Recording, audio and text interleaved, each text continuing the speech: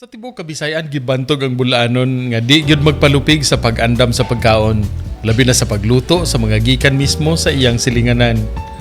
Sa Alicia di ay tinunuan nga suso o suso nga adobo. Tinunuang alimango o sapayan nga adobo usab sa kandihay. Di ay tagimtim nga arang labasa o tagimtim nga gitorta sa Buena Vista. Sa Carmen gawa sa inilog nga adobong manok Bisaya sa tanis ug ingrandia nga perseng lamaya, niya sila'y humbang nangka ug nilubihang awang para sa mga bisita. Sa muspa sa hagna, adobong pinauga gikan sa baboy ihas, patutin nga may pinya ug hinalang manok Bisaya. Adyaw kalimti ang bangos tinapa sa XO bangos sa tubigon, labi na gyud og may ipasunod nga inom.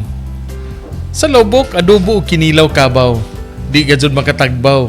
Padunlan dadyon sa hagtik nga bahal basta naay kinilaw. Sa San Miguel Asian Fusion ang hisgutanan, ang kalami, hilabihan. Ug kung sa pamainit ang hisgutan, ang bulanon dili usab hinglabuan. Sa Duero, alits painitan, ensimada ug loaf bread nga minasa, pare sa espiso nga sikwate, o mupili ka sa kinape. Sa Alicia gihapon ambot nakailaba mo og palambing. Palaw nga sa tuno ug kamay giluto, giputos sa dahon nga lukay.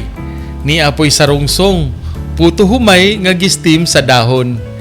Ni ay puto maya nga ipare sa latok nga sikwate, puto blanghoy ug native nga tikoy, puto humay ug bibingka, palitaw ug uban pa sa antikera. Di ay rose cookies sa hagna, maayos kalamay nga arang hagkuta, di gyud mulanay. Sa Maribohok, sikat ang torta nga minasa ug kagumkom nga saging saba. Sa Sikatuna arang gidugok sa mga tigbisikleta ang kang Juliet's nga putumaya og bingka.